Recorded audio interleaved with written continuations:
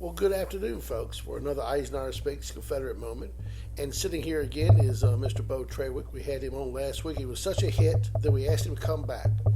And tonight we're going to talk about one of his books, The Empire of the Owls. And this is going to be a fascinating talk about how he actually came up with this book, because it has an interesting title, but he's going to talk about that. So without any further ado, or talking bad about the governor or anything like that, which is easy to do, folks, listen up. So, Beau, welcome. Well, thank you, Barry. It's good to be here again. I'm honored to be invited again. And Miss Judy, you are kind to host this and do all the technical work for us here. We appreciate it very much. The Empire of the Owls, Reflections on the North's War Against Southern Secession. It was published in 2013, and it's in the third printing, and it represents 30 years of research. I started out wondering what my great-grandfather's service was like. He was, when I was a little boy, we heard stories around the dinner table about family stories. It may be hard to believe, but when I came into this world, the war was still in living memory. I remember the radio telling that so and so many Northern soldiers were still left and so many Confederate veterans were still left, and they would announce it on the radio. You may remember that. I remember I actually did, yes. And you think how time goes by. I was thinking earlier today that the time between the Revolutionary War and the war between the states was about 80 years. Mm-hmm. And I was born 80 years after the war between the states. And right now it's going on 80 years since I came into this world, by about 6 more years. So that chunks of time go by quickly. But my father remembers my great-grandfather, who died in 1924. Daddy was a little boy. He said Grandpa Traywick was a long, tall man, 6'4", and he said he remembers him stretched out in the bed. After the war, he was a Methodist minister for 50 years in the South Carolina Conference, and I heard all kinds of stories about him, mainly that he had been captured and sent to Point Lookout. I asked my aunt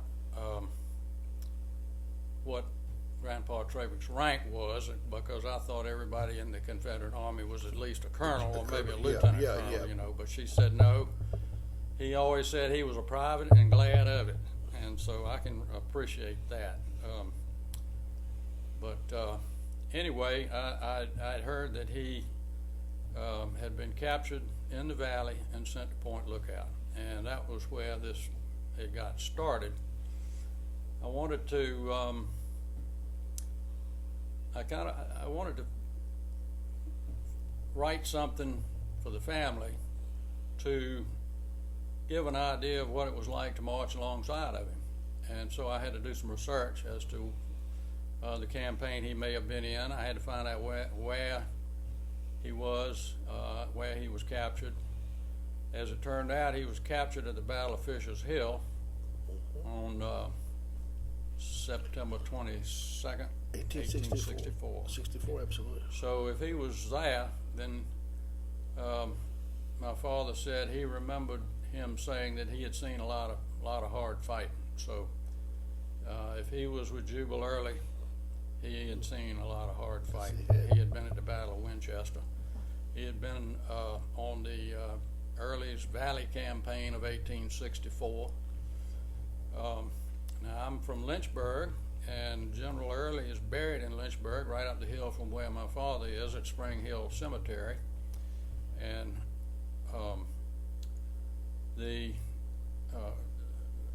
General Sigel was turned back at the Battle of Newmarket in May of 1864, with the BMI cadets helped break the line there with their charge. They captured a cannon. Sigel was turned back, so General Hunter was sent Right. to the valley to try to capture Lynchburg and the railroad junctions and the supplies and so forth. He was unsuccessful. And he was unsuccessful. General M. Bowden and General McCausland fought a delaying action and held him long enough for Jubal Early to get there with the Second Corps. So my great-grandpa was there at the Battle of Lynchburg, which was my hometown. And Senator John Warwick Daniels, who was on Early's staff and had been wounded at the Battle of the Wilderness, and he hobbled around on crutches the rest of his life, but they called him the lame lion of Lynchburg. And he describes Early, who was he was very familiar with the Anglo-Saxon language, the only person known to curse in front of General Lee.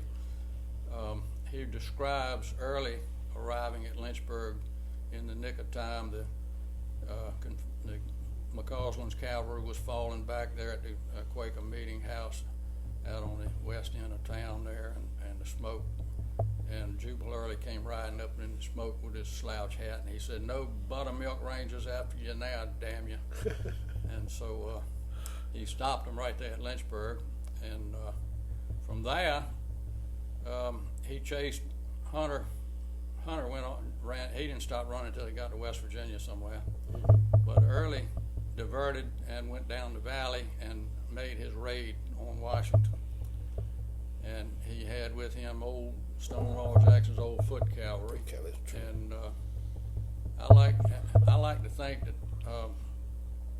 my great grandpa was there on the, when Abraham Lincoln stepped out on the parapet to watch the battle in front of Washington. I like to think that Grandpa Traywick made him do a .58 caliber tap dance, but I can't prove that. Okay, so that's the first wise story that we got here. Okay, so put that one down, folks. So, but that's not in the book. That's just part of the yawning of us. Well, this was I found these things out. I found that about Early's campaign, and in fact, another little anecdote about growing up in Lynchburg. Early's had 3 redoubts. One out there is called Fort Early, out Fort Avenue, still there. There's a library there, and the earthworks are there, and it's surrounded by a brick wall and a monument to General Early. And Spring Hill Cemetery, where he is buried, that was his command post at the battle. And then on Langan Road, where the Jewish synagogue is, that was the site of where Fort McCausland was. That was another, and that was an outpost to protect the railroad bridge. I guess that was the Virginia-Tennessee. The Southside Railroad probably made a junction with the Virginia-Tennessee. And Averill's cavalry came in, and I think McCausland's troopers drove him off. But from there was another road connecting a redoubt out on the Lexington Road, which is now Rivermont Avenue, and where Villa Maria is. And that was not considered the strong danger point. Right. And so it was manned by the Lynchburg Home Guard and the VMI cadets, and they called them the Silver Grays. And the road connecting that ran from Fort McCausland to the railroad, up the railroad, and then it turned off of the railroad on a dirt road that led down through the woods and around a creek up to that redoubt there. And when I was growing up, that dirt road ran across our front yard, and my tire swing swung across the swale, and you could walk at the end of our street. It turned into that dirt road, and you could follow the dirt road. It was still existing. Now it's all gone. Everything's built up. But anyway, so I found out Grandpa Traywick had gotten captured at the Battle of Fisher's Hill, and as I was telling, I think I was telling my mother that I was doing this and doing some research on it. And she said, "Oh, well, we've got a diary in the family, and this is the diary of my great-grandmother's brother. And he was with the 3rd Regiment South Carolina Volunteers, and he was killed at the Battle of Savage Station." So, Yes. rather than to just do Early's Valley Campaign, I expanded the scope of this book and to include the entire war. And then I got to thinking, I said, well, why in the world were they fighting so hard? So I did research on the conditions and events leading up to the war, and then afterwards, of course, Reconstruction. And what I've done, I found an excellent library. I was living in Deltaville at the time and working at West Point on the tugs, and at Saluda at the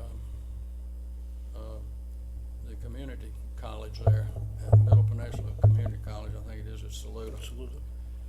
It has a surprisingly good library with lots of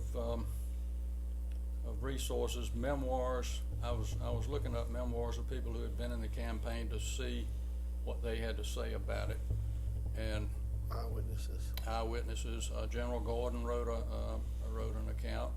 As I say, Senator John Warwick Daniel wrote a good account of things, and people like that. And then I got to thinking, I said, why do I need to say what these people are saying? Why don't I let them say what they're saying? And so that turned out to be the format of my book. It is a narrative. It can be read in a chronological narrative, but it was cobbled together where necessary by the different people, by the different newspaper articles, by the different documents. They're all cobbled together and linked together in a narrative form. So it's like you're reading a narrative, but it's in the words of those who actually wrote it. Who actually wrote it. And what I ended up with was a manuscript that thick, so I had to cull that out. Cull a little bit. Trim it just a tad. So what I ended up with after 30 years is a portrait of the times told by the people who lived the times, and it's not me interpreting anything. They're just telling it, and you can read the book and decide for yourself. Now with the culling, I made another book out of the cuttings on the cutting room floor later. It's called the Virginia Iliad, and this is more of a broad brush portrait of Virginia during the war. The Empire is more of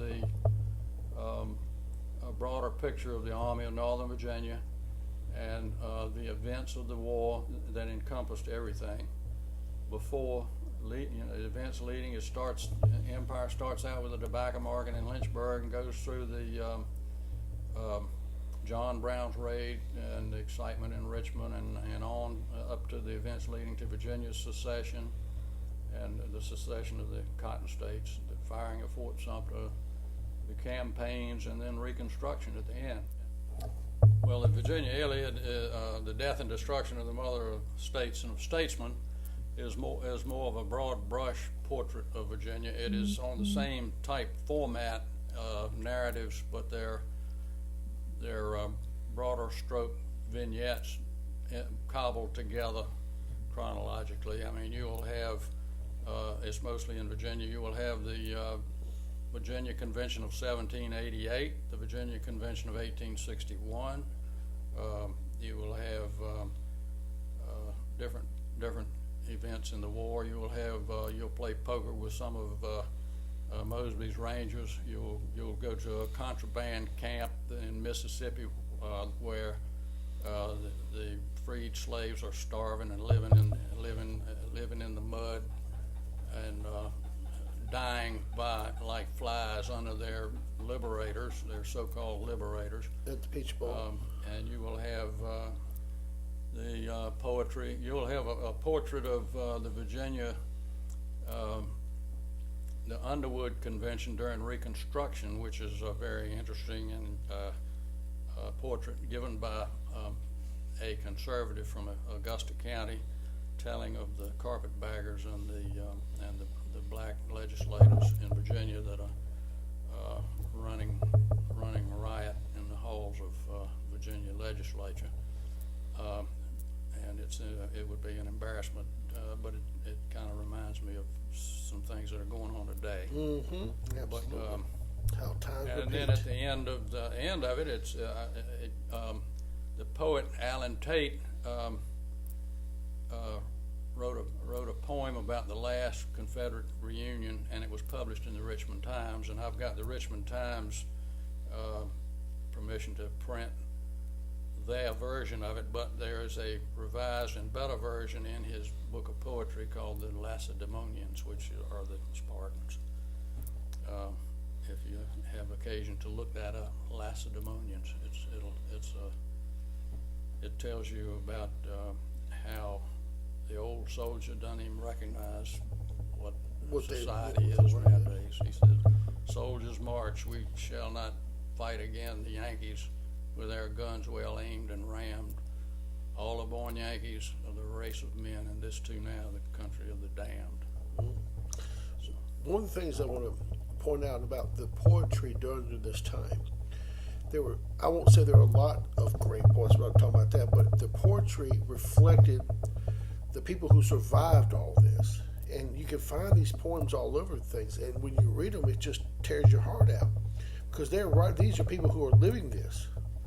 And this whole country, particularly the Commonwealth of Virginia, was changed tragically during this time. And there was no let up. It's the same like that we're being attacked today with our monuments, being attacked with our everything, our pro-Southern ways. It's the same thing that they lived through. So when we're reading some of these poems, you're actually reading stuff that seems like you're happening this week, particularly here in Virginia, where they'll be fixing to tear down the statues and stuff. As you know, Governor Kuhnman signed all that stuff over the Easter holiday while he was on the Outer Banks of North Carolina illegally, having his little vacation. But that's just separate. But I also want to ask you this. How did you come up with the name of the Empire of the Owls? It comes from Thomas Carlyle's latter-day pamphlets, and if I may, I can read you that. Walter Linwood Fleming wrote a book called The Sequel of Appomattox, and in it he was telling about the carpetbaggers and their legislatures, and they wanted all the powerful offices, and they were giving a few to the blacks, doling them out piecemeal. And as Fleming writes, he says, the Negroes were given minor positions when officers were more plentiful than carpetbaggers. Later, after some complaint, a larger share of the offices fell to them. I find a parallel there with the French Revolution, and Edmund Burke says in his reflections on the Revolution in France, "You will smile here at the consistency of those democratists who, when they are not on their guard, treat the humbler part of the community with the greatest contempt, whilst at the same time they pretend to make them the depositories of all power." And then we come to Thomas Carlyle's statement, which is the source of the title of the book. And Thomas Carlyle, from his latter-day pamphlet, says, speaking of these same people like the carpetbaggers and democratists, he says, "Like owls, they say, Barabbas will do. The right honorable Minimus is well enough. He shall be our Maximus. Unto him it will be handed to catch mice, and owldom shall continue a flourishing empire." I said that owls are night predators, and these demagogues are night predators. That is fascinating. And what I find fascinating about it, this is real Southern history. This is the kind of history that you read because it's who we are. When you see a monument, these are the people that put these monuments up there. This is the real Southern heritage that we have. everything that Beau's books, and what I love about these books is they talk about the people who were there at the time, talk about their experience. You can't get better than that. It's like you're sitting around with your great granddaddy listening to him. And there's a way that we Southerners have to remember this, because we pass this on through generation to generation. And so not only do we encourage you to get the books, but also start thinking about, why are you Southern? Just as Beau was saying about, I want to explain about my family. Think about your family and what you could do. Here on Isenhour Speaks, as we know, we promote Southern history. We also promote real Southern history. And you see, there's nothing political about this, although we did mention scalawags. And there's a few scalawags here in the capital as well. Speak there. lot of scalawags. Coon man. I'm sorry. Coon man, excuse me, the governor would be described as a scalawag because he is a Virginian. And that is the definition of a scalawag. He has turned on his Southern people, his Southern roots, and sold his soul to Yankee merchants. That is the thing that he's doing now. And unfortunately, we've had to put up with that for 150 plus years here down in Virginia. So folks, we're going to go now, but I appreciate y'all being here. And leave your comments about what you think about this. And guess what, Tommy Morris? Nobody beat on the table today. So that was for you, Tommy Morris. Y'all have a good evening. Bye-bye.